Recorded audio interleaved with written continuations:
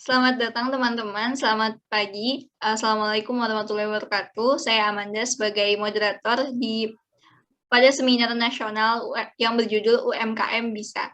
Pada hari ini, selamat datang untuk pembicara kita, yaitu Azahra Jihan, yang akan menjadi special guest star dan juga pembicara pada seminar nasional di pagi hari ini. Halo Mbak Zahra. Halo Mbak Manda, selamat Gimana pagi. Mbak? Kabarnya baik? Alhamdulillah sehat. Mbak Manda sendiri? Alhamdulillah. Alhamdulillah sehat Mbak. Senang banget nih Mbak bisa ngundang Mbak Zahra di seminar nasional pada pagi hari ini. Nah, karena untuk mempersingkat waktu dan udah ditunggu-tunggu juga sama teman-teman penonton, boleh nih Mbak Zahra untuk diambil alih. Baik, terima kasih Mbak Manda sebagai moderator pada seminar nasional pada pagi hari ini. Sebelumnya saya mau menyapa teman-teman nih, teman-teman partisipan yang datang pada pagi hari ini dengan semangat 45. Selamat pagi teman-teman semuanya. Sehat kan? Sehat, Kak. Sehat. Pagi, Kak. Sehat. Alhamdulillah. Makasih buat teman-teman yang udah datang pada seminar nasional kali ini. Kali ini kita akan membahas mengenai UMKM ya, teman-teman. Semoga nanti ilmu yang saya sampaikan bermanfaat. Saya izin share screen ya, Mbak Manda. Silakan Mbak.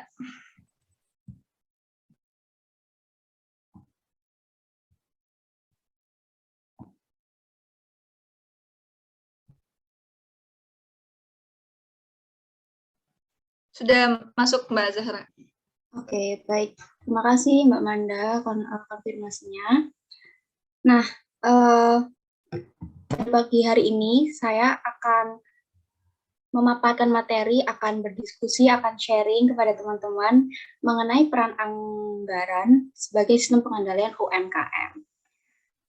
Nah, sebelumnya nih, saya mau memperkenalkan diri saya dulu sebelumnya. Perkenalkan, nama saya tuh Azahra Jihan Kusuma Putri. Saya lahir di Surakarta. Saat ini saya menempuh pendidikan sebagai mahasiswa S1 Akuntansi Universitas 11 Maret Surakarta, angkatan 2019. Nah, kebetulan nih domisili saya juga Solo, jadi deket banget kalau ke kampus, gitu. Singkat saja ya perkenalan diri saya, kita langsung masuk ke topik pembahasan. Nah, yang pertama, kita akan membahas dulu nih mengenai usaha mikro, kecil, dan menengah atau UMKM. Saat ini tuh UMKM lagi sering-seringnya dibahas, dijadiin topik buat pembahasan di mata kuliah kalian gitu nggak sih? Ya kan?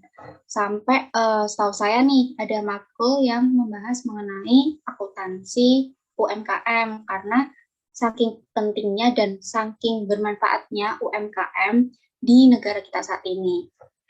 Nah, pertama-tama nih kalau kita nggak mengenal dulu mengenai objek yang kita bahas, kan pasti bakalan bingung ya. Nah, makanya saya akan memperkenalkan atau membahas dulu nih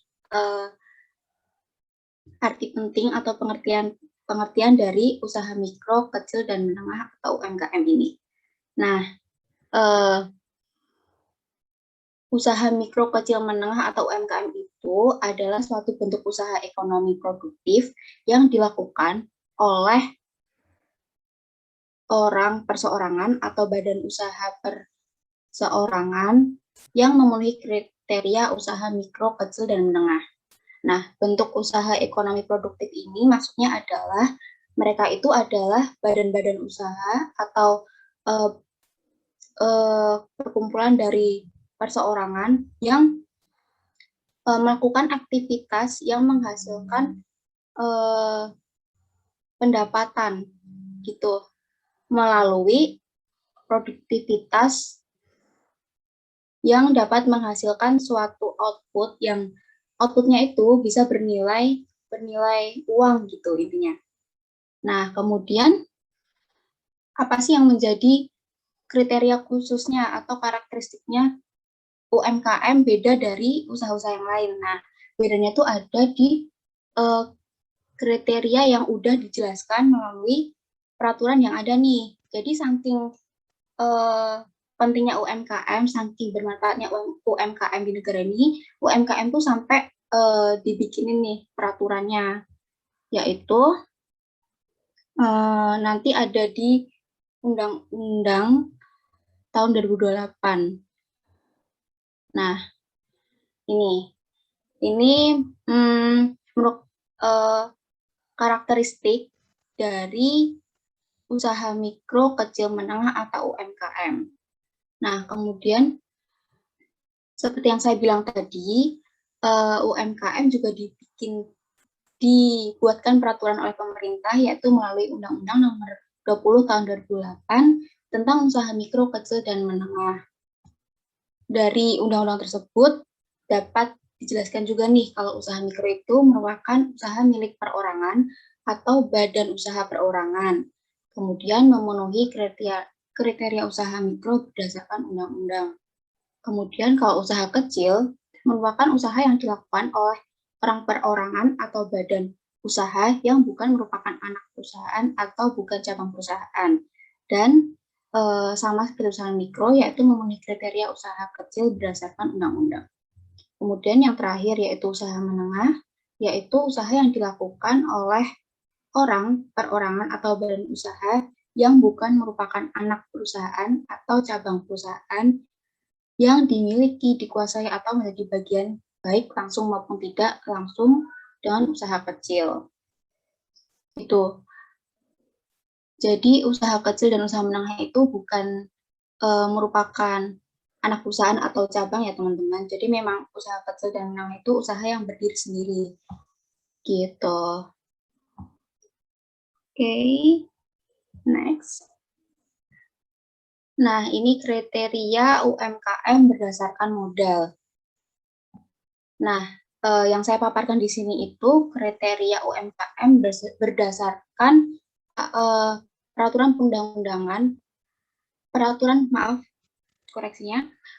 peraturan pemerintahan pasal 35 ayat 3 PP 7 tahun 2021. Nah, jadi kan tadi sebelumnya dijelaskan kalau aturan yang mengatur UMKM ini awalnya adalah Undang-Undang Nomor 20 tahun 2008. Tapi sekarang karena UMKM seiring berjalannya waktu pasti juga mengikuti kondisi, mengikuti perkembangan perekonomian yang ada. Nah, sekarang aturannya itu dikembangkan dan dibuatkan baru, yaitu melalui pasal 35 ayat 3 PP 7 tahun 2021. Nah, kriteria modal usaha mikro yaitu mempunyai modal usaha hingga dengan paling banyak itu 1 miliar, tidak termasuk bangunan tempat usaha. Kemudian kriteria modal usaha kecil yaitu mempunyai modal usaha lebih dari 1 miliar sampai 5 miliar, tidak termasuk tanah dan bangunan tempat usaha. Kemudian kriteria modal usaha menengah yaitu 5 sampai 10 miliar, tidak termasuk tanah dan bangunan tempat usaha.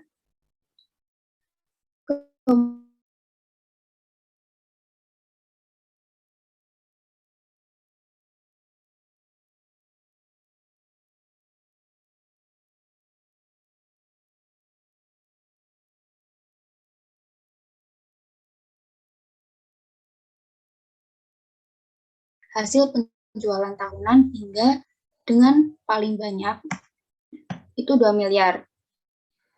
Kemudian kalau usaha kecil itu mempunyai hasil penjualan atau omset tahunan 2 sampai 15 miliar. Dan usaha menengah itu kriteria omsetnya mempunyai hasil penjualan tahunan 15 sampai 50 miliar. Jadi UMKM ini bisa diklasifikasikan atau dibedakan itu berdasarkan 2 kriteria. Yang pertama tadi ada kriteria modal dan yang kedua ada kriteria omset. Gitu ya teman-teman. Nah, ini dia. Apa sih peran UMKM? Kenapa sampai negara itu istilahnya tuh menggembar-gemborkan UMKM kayak branding banget UMKM sampai kita aja didukung untuk bikin UMKM gitu. Kenapa sih? Gitu. Ternyata karena UMKM itu memiliki kontribusi yang besar banget buat negara kita terhadap PDB. Nah, yaitu UMKM memiliki kontribusi terhadap PDB yaitu 61,97% dari total PDB nasional atau setara dengan 8.500 triliun pada tahun 2020. UMKM selain itu, UMKM juga banyak menyerap tenaga kerja dalam jumlah besar. Bisa dilihat yaitu ini UMKM dapat menyerap tenaga kerja sebesar 97% dari daya serap dunia usaha pada tahun 2020. Pernyataan ini saya dapat sumbernya dari BPKM gitu. Wah, ternyata memang peran UMKM sebesar itu ya sih teman-teman. Bayangin aja dia bisa berpengaruh 61,97% terhadap PDB, hampir setengahnya yang berkontribusi terhadap PDB di negara kita itu ternyata UMKM. Jadi nggak heran kalau ternyata negara kita itu benar-benar ingin memajukan sekali UMKM yang ada. Kemudian juga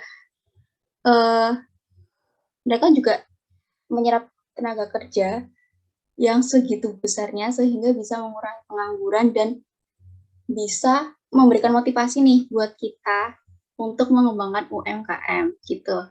Karena udah ada acuan nih kayak, wah ternyata UMKM bisa membuat lapangan kerja segitu besar. Pasti kan para pengusaha, para pemilik ide bisnis kayak gitu mesti bakal terpacu nggak sih buat bikin UMKM apabila dia memiliki niat yang baik juga untuk membuat lapangan kerja untuk banyak orang kayak gitu. Nah, jadi emang ternyata peran itu sebesar itu, teman-teman. Gitu. Nah, tapi sayangnya nih, teman-teman, walaupun UMKM emang udah se-wow itu ya di antara topik bahasan perekonomian, ternyata UMKM tetap masih memiliki kendala nih. UMKM belum semaju yang kita bayangkan juga gitu. Nah, apa aja sih kendala UMKM? Yang pertama itu ada minimnya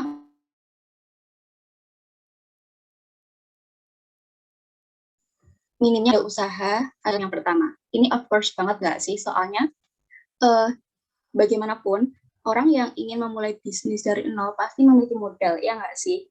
Dan nggak semua orang dikasih privilege memiliki modal segede itu untuk memulai usahanya.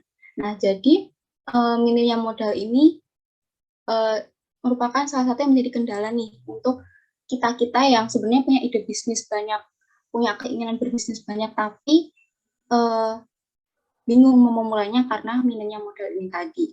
Nah, kemudian kendala yang kedua ada yaitu tidak tahu bagaimana cara membesarkan bisnis. Nah, ketika seseorang udah memiliki modalnya tadi, terus udah bisa membangun UMKM-nya, tapi ternyata nggak tahu cara membesarkan bisnisnya, nggak tahu cara ngembangin bisnisnya, itu juga jadi kendala teman-teman. Soalnya kalau bisnis nggak berkembang nih, untuk apa sih ya nggak sih? Soalnya kan tujuan dari sebuah bisnis, bahkan UMKM, itu kan pasti ingin berkembang, pasti ingin berekspansi, mesti ingin bisa menyerap tenaga kerja lebih banyak juga.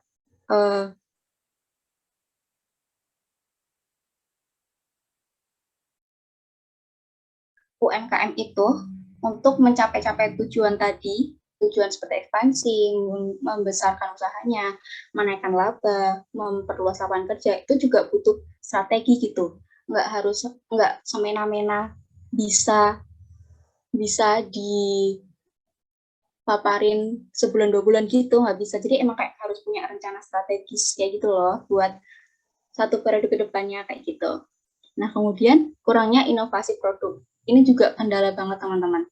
Soalnya nih, seiring berjalannya waktu, tren-tren produk itu kan mesti berkembang, ya nggak sih? Terus variasi produk pasti juga berkembang. Terus kalau kita cuma stuck di satu produk atau di satu jenis produk, itu tuh nggak bakal jadi berkembang gitu. Kemudian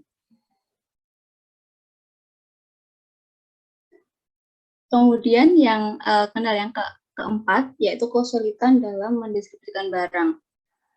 Nah, ini mungkin juga menjadi masalah ya, walaupun sekarang udah banyak jasa untuk mendistribusikan barang, kayak mungkin ada ekspedisi kayak JNT, terus ada Gosen yang super instan kayak gitu. Tapi mungkin barang yang akan kita kirimkan itu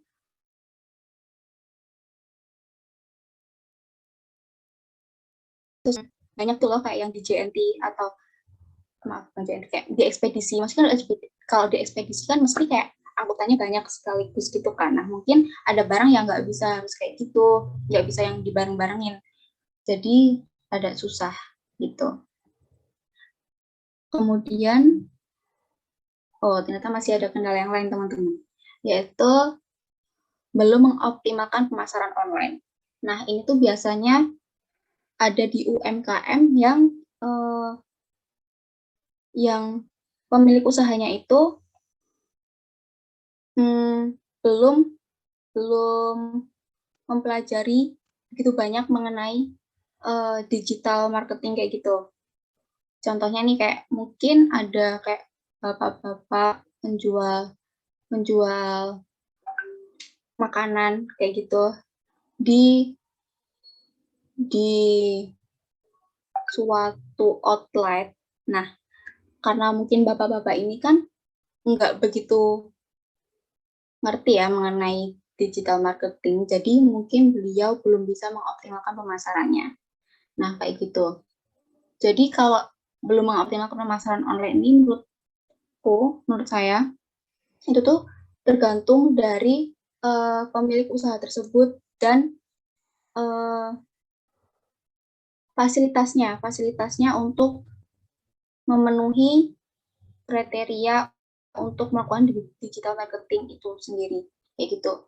Kemudian tidak ada branding, ini biasanya UMKM yang mungkin kayak di kaki lima kayak gitu ya teman-teman. Dia mesti kan biasanya jarang branding, kayak diiklanin kayak itu kan jarang kan, cuman branding tuh mereka biasanya cuma dari mulut ke mulut orang-orang karena produk yang mereka keluarkan atau masakan yang mereka keluarkan tuh enak kayak gitu. Jadi dia nggak ada branding yang formal kayak melakukan broadcast kayak gitu. Terus juga semuanya nih UMKM kayak toko kelontong kayak gitu. Itu kan juga jarang branding kan. Nah, itu tuh jadi kendala umum, padahal itu bisa aja juga di brandingkan di masa seperti ini, di masa sekarang kayak apa sih yang nggak bisa gitu. Gitu. Terus kendala selanjutnya yaitu tidak melakukan program loyalitas pelanggan. Nah, ini tuh biasanya kan kalau usaha yang udah besar gitu ya, semuanya nih, kayak di Super Indo. Nah, dia kan kalau pelanggannya itu memiliki member, mereka bakal ngasih potongan harga buat si member tersebut, buat si orang yang memiliki member tersebut. Nah, kalau seperti itu kan sebenarnya bisa bikin nambah pelanggan banyak ya, soalnya dengan ada member, padahal member itu daftarnya cuma kayak kita login di aplikasi, terus kita bisa dapat potongan harga setiap belanjanya kayak gitu. Itu bisa banget padahal ngebantu usaha buat nambah pelanggan. Nah, sedangkan di UMKM itu masih jarang banget nih buat merekrut pelanggan melalui member-member kayak gitu. Ya, melalui program loyalitas pelanggan seperti itu gitu. Jadi ini merupakan kendala dan sebenarnya bisa juga dikembangkan gitu. Bisa juga dicari solusinya gimana UMKM itu bisa melakukan program loyalitas pelanggan. Terus ini kendala yang terakhir sebenarnya yaitu masih mengandalkan pembukuan manual. Ini sering banget kita temuin, ya nggak sih teman-teman? Jadi UMKM di sekitar kita itu masih mengandalkan pembukuan manual. Bahkan ada yang enggak melakukan pembukuan sama sekali. Jadi cuma dicatat pengeluaran pendapatan dan itu pun enggak secara periodik gitu. Nah, itu yang menjadi kendala utama juga di UMKM. Karena pembukuan itu sebenarnya sepenting itu, karena pencatatan itu sepenting itu. Dengan adanya pencatatan kan kita jadi tahu ya, transaksi setiap harinya, uang keluar masuk setiap harinya, sekecil apapun biaya yang dikeluarkan dan dibutuhkan itu kan pasti bakalan ketahuan kalau kita melakukan pencatatan dengan baik dan benar gitu. Nah, kemudian kalau pembukuan secara manual itu kan kendalanya bisa aja nih bukti-bukti transaksi yang kita miliki itu hilang gitu. Nah, kalau hilang kan gimana ya, susah gitu loh ntar kalau buat ngerekapnya lagi. Nah, itu tuh bisa jadi kendala. Gitu. Nah, ternyata udah selesai teman-teman pembahasan mengenai UMKM-nya. Selanjutnya kita akan lanjut mengenai sistem pengendalian manajemen atau SPM-nya nih.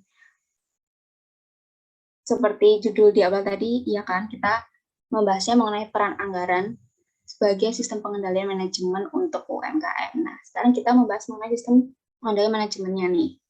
Nah, apa sih sistem pengendalian manajemen itu? Sistem pengendalian manajemen itu merupakan salah satu cara yang dapat membantu UMKM dalam merealisasikan perencanaan strateginya sehingga UMKM dapat mencapai tujuannya. Nah, seperti tadi yang saya bilang di awal tadi, UMKM atau usaha apapun atau organisasi apapun pasti memiliki tujuan gitu loh dalam pembentukannya. Nah, untuk mencapai tujuannya itu, kita pasti memiliki perencanaan kayak rincian, oh besok bulan ini mau gini bulan segini mau gini kayak gitu.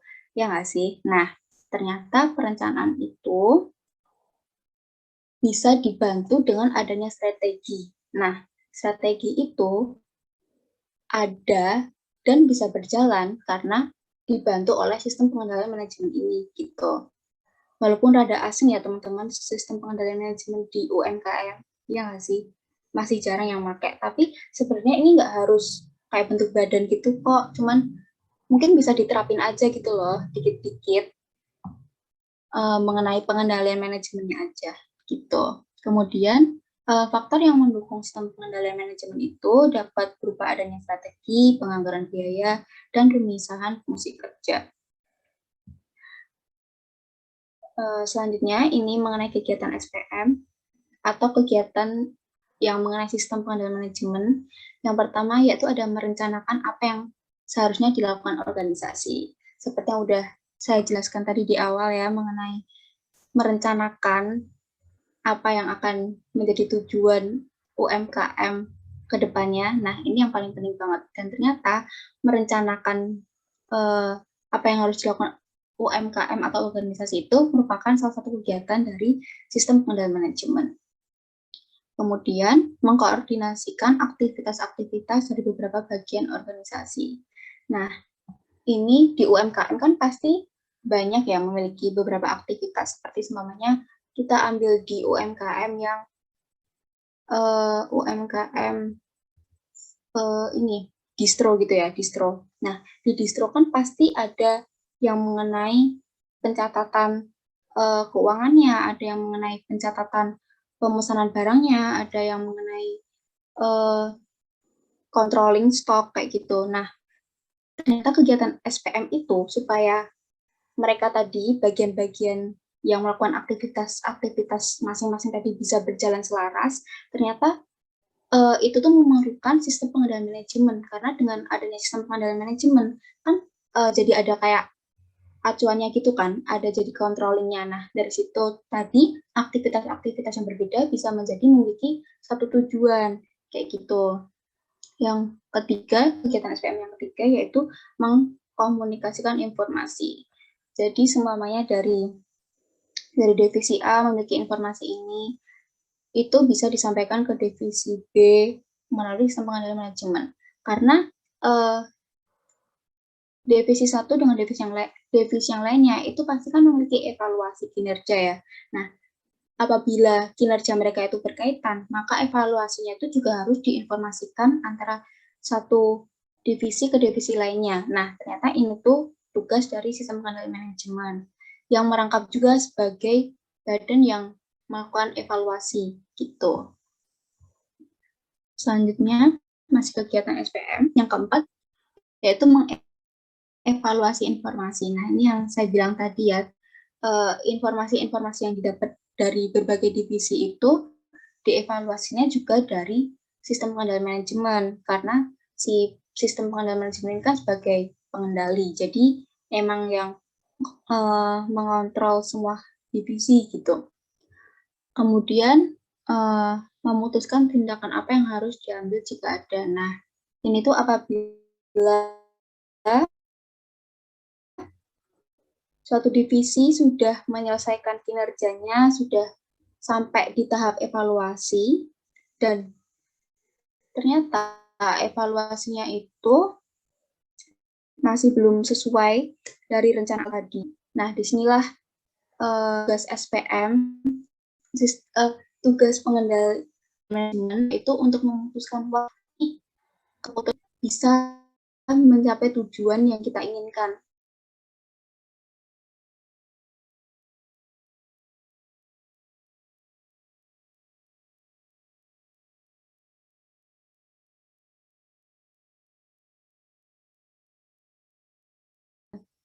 Gitu. Kemudian kegiatan SPM yang terakhir yaitu mempengaruhi orang-orang untuk mengubah perilaku mereka. Nah, ini nih. Jadi kan kalau di dunia kerja nih, kan banyak ya orang-orang yang mungkin nggak sependapat, nggak satu pemikiran, memiliki tujuannya masing-masing. Kayak gue kerja cuman ini kok, cuman penting kerjaan aku kelar, udah dapet gaji gitu. Ada yang kayak kita tuh harus totalitas dong kalau kerja biar produknya tuh bagus, bla bla bla. Nah, pemikiran-pemikiran yang kayak gitu kan kadang bikin cekcok ya, bikin kayak dongkol satu sama lainnya. Nah, ternyata SPM juga berperan nih buat menetralisir itu tadi, sampai mereka harus sama-sama nurunin egonya untuk balik lagi kalau tujuan mereka itu ya yang udah UMKM bikin di awal tadi gitu. Gitu, teman-teman. Nah, mengenai SPM cukup sampai yang tadi, mengenai kegiatan-kegiatan pemaparannya. Sekarang kita lanjut mengenai anggaran. Ini nih, anggaran itu jadi merupakan salah satu alatnya untuk sistem pengendalian manajemen tadi. Nah, kita awali dulu nih pembahasan anggaran melalui pengertiannya. Apa sih anggaran itu? Nah, anggaran itu adalah sebuah rencana keuangan yang mencakup periode biasanya sebagai alat pengendalian serta perencanaan jangka pendek. Tahap penyusunan anggaran merupakan tahap yang sangat penting karena apabila anggaran tidak efektif dan tidak berorientasi pada kinerja, maka hal itu dapat menggagalkan program yang telah disusun sebelumnya. Ini sepenting itu anggaran, jadi UMKM yang ingin usahanya terus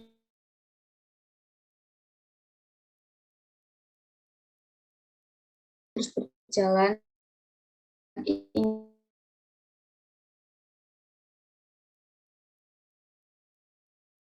kinerja kita efektif enggaknya, biaya yang telah kita anggarkan, kayak gitu. Next.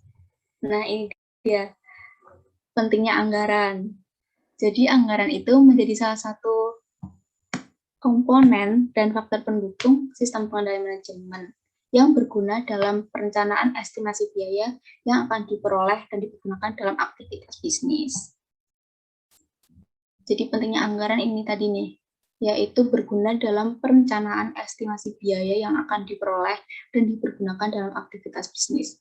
Dalam UMKM, kan yang terpenting tadi kan kendalanya masalah modal dan pembukuannya yang paling krusial gitu, yang bakal kita bahas lebih lanjut di sini. Nah, berarti kan artiannya biaya itu emang sepenting itu di dunia UMKM dan usaha apapun. Nah, saking pentingnya maka apa sih solusinya buat kendala-kendala mengenai biaya itu tadi? Nah, solusinya itu bisa salah satunya menggunakan anggaran ini. Gitu. Nah, kemudian peran anggaran yaitu menyesuaikan rencana strategis. Ini tadi seperti yang sudah dijelaskan ya. Setiap usaha memiliki tujuan dan tujuan ada dengan adanya rencana dan rencana bisa berjalan dengan adanya adanya strategi dan salah satu strategi yang bisa digunakan untuk mencapai tujuan itu yaitu adanya anggaran. Karena anggaran bisa memberikan estimasi keluar masuknya biaya sehingga kinerja dalam UMKM itu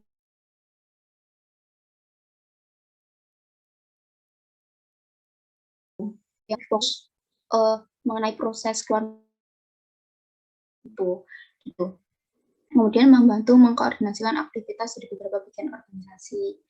Kemudian memperoleh komitmen yang merupakan dasar untuk mengevaluasi kinerja aktual manajer. Nah, anggaran ini kan bisa menjadi bahan evaluasi karena bisa dibandingkan nih antara output dan input biayanya. Nah, apabila input dan output yang dianggarkan itu sesuai dengan anggaran di awal periode, berarti kinerja dari manajer itu bisa dibilang baik. Kayak gitu. Tapi kalau sebaliknya, belum sesuai dengan perencanaan anggaran di awal, maka kinerja manajer itu harus dievaluasi. Kayak gitu. Kemudian peran anggaran selanjutnya itu memberikan tugas tanggung jawab kepada manajer untuk mengotorisasi jumlah yang berwenang. Next. Nah,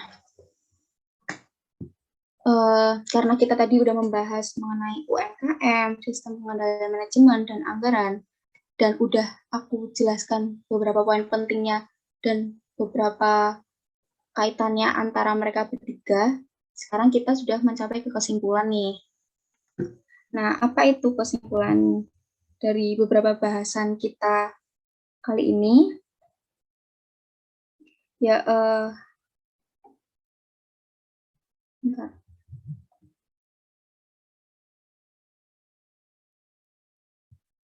Jadi, kesimpulannya itu, UMKM memerlukan sistem pengendalian manajemen guna meminimalisir kendala yang ada.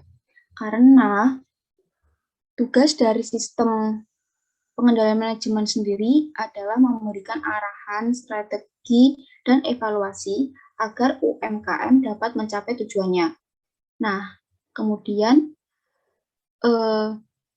adanya anggaran ini merupakan salah satu alat atau komponen sistem pengendalian manajemen yang dapat membantu memberikan pengendalian atau kontrol UMKM sehingga memiliki estimasi dalam pembiayaan UMKM yang merupakan salah satu hal terpenting dalam sebuah usaha. Dengan anggaran, kita dapat menilai hal-hal apa saja yang perlu ditingkatkan dan dikurangkan sehingga kegiatan usaha dapat berjalan dengan efektif dan efisien. Gitu teman-teman. Jadi kesimpulannya memang UMKM, sistem pengendalian manajemen, dan anggaran itu saling berkaitan. Gitu. Nah, cukup sekian pemaparan materi dari saya, sharing dari saya. Semoga pemaparan materi saya tadi dapat dipahami teman-teman dengan baik, dapat memberikan insight baru buat teman-teman, dan bermanfaat untuk kedepannya. Begitu. Sekian pemaparan materi dari saya. Apabila ada kesalahan dalam menyampaikan materi, saya mohon maaf. Dan atas perhatian teman-teman semua, wassalamualaikum warahmatullahi wabarakatuh. Waalaikumsalam warahmatullahi wabarakatuh. Terima kasih Mbak Zahra, keren banget nih teman-teman tadi kan udah dipaparin ya tentang UMKM, sistem pengendalian manajemen, juga perencanaan strategis. Nah, barangkali dari materi yang menarik banget nih dari teman-teman partisipan pasti banyak yang kayak kepo banget nih, terus mau memanfaatkan waktunya buat nanya-nanya ke Mbak Azahra. Silakan nih, dipersilakan kepada teman-teman yang mau bertanya. Wah, ada sesi diskusinya ya Mbak Manda ternyata. Iya nih Mbak, karena ini ya, kan jarang-jarang gitu ya bisa langsung nanya ke best speaker lah. Jadi dimanfaatkan waktunya. Ya, ayo Boleh teman-teman. teman-teman yang mau bertanya langsung raise hand aja, nanti dipersilahkan.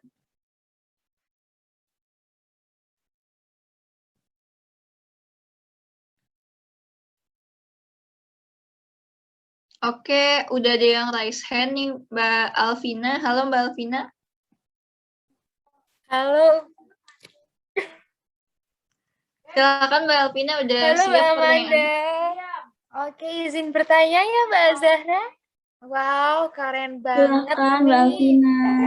presentator kita pada hari ini ya, Masya Allah, sangat insightful gitu ya pemaparan materinya. Oke, saya izin bertanya ya Mbak Zahra Jihan. Nama saya Vina Davita Fernandi dari UNS. Alon-alon. Oh iya, saya mau bertanya. Mau bertanya ya, Mbak Azahra. Sebentar. Dari Mangga, pemaparan Mbak Mbak Alvina. Azahra Jihan tadi, apa saja karakteristik sistem pengendalian manajemen yang baik itu Mbak Azahra Jihan? Oke, sudah cukup jelas Mbak Azahra? Jelas Mbak Alvina. Pertanyaannya mengenai ini ya, apa sih karakteristik yang baik sistem pengendalian manajemen? Gitu ya Mbak Alvina? Ya, betul Mbak Zahra. Oke, terima kasih Mbak Zahra. Terima kasih moderator kesempatannya. Oke Mbak Alvina.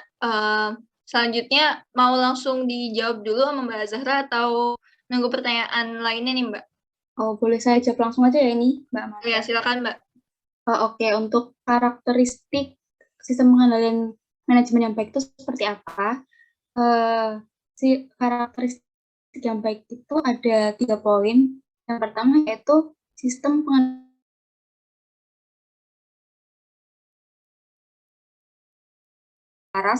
dengan sistem kontrol manajemen harus dibuat dengan sesuai struktur organisasi dan bertanggung jawab dalam pengambilan keputusan manajer individual.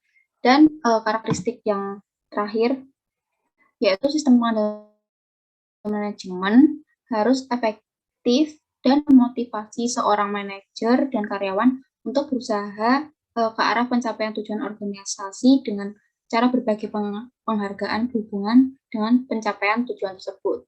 Itu Mbak Alvina.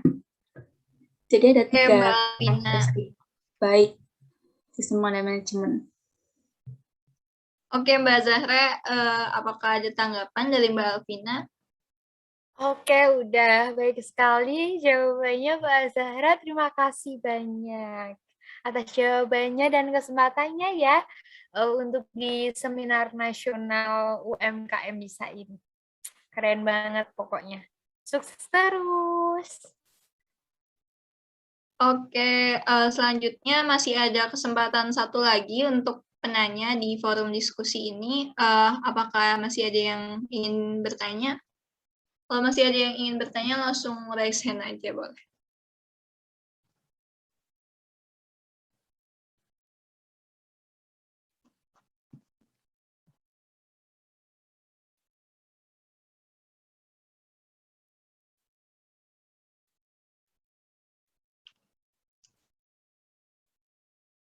Kita sambil menunggu yang bertanya ya Mbak Zahra, mau kepo-kepo dikit nih Mbak.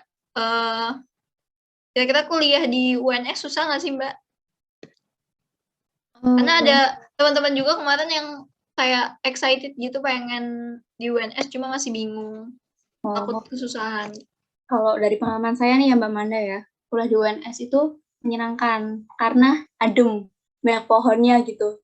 Jadi tuh ngebayanginnya tuh wah nggak bakalan panas-panas gitu, jadi seru aja gitu.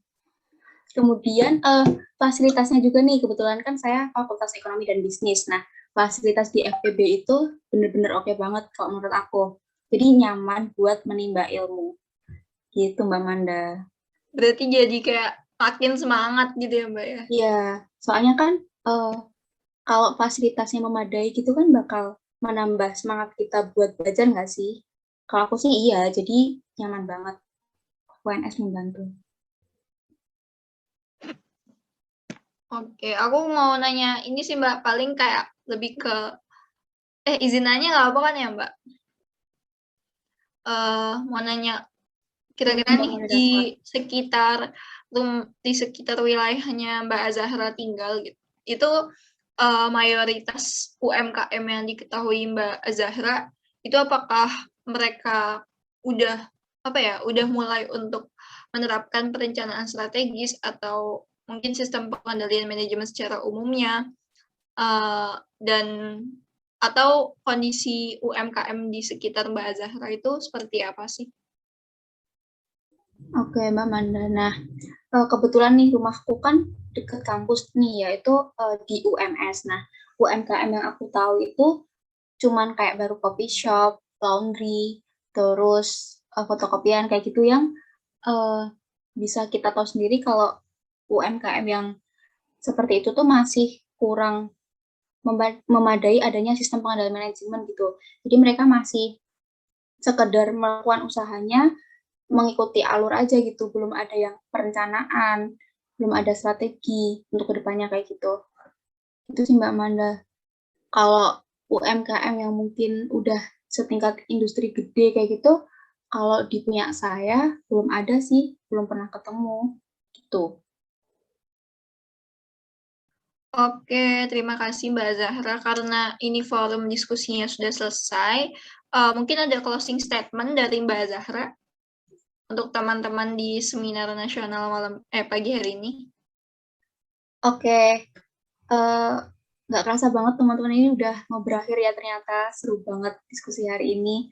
Nah, terima kasih buat teman-teman yang udah menghadiri seminar nasional UMKM Bisa pada pagi hari ini. Terima kasih semangatnya, terima kasih atensinya. Semoga ilmu yang saya paparkan dan saya bagikan kepada teman-teman itu bisa bermanfaat buat teman-teman dan bisa diterapkan ke depannya apabila teman-teman nih tertarik untuk berusaha di bidang UMKM gitu. Pokoknya tetap semangat, tetap jaga perekonomian negara kita. Semoga semuanya lekas membaik. Gitu, Mbak Manda. Oke, keren banget nih Mbak Zahra. Sebelumnya mewakili teman-teman di sini ya Mbak dan juga teman-teman panitia, aku mau mengucap terima kasih banyak kepada Mbak Zahra yang udah meluangkan waktunya untuk menjadi guest sekaligus special speaker kita di Seminar Nasional UMKM Bisa di pagi hari ini. Semoga Mbak Zahra lancar kuliahnya, juga kehidupannya sehat-sehat juga. Itu aja sih sama teman-teman. Terima kasih banyak yang sudah hadir mewakili teman-teman panitia. Semoga kita bisa bertemu lagi di seminar nasional selanjutnya. Saya Amanda Taskia undur diri. Mohon maaf apabila banyak kesalahan. Wassalamualaikum warahmatullahi wabarakatuh. Waalaikumsalam warahmatullahi wabarakatuh.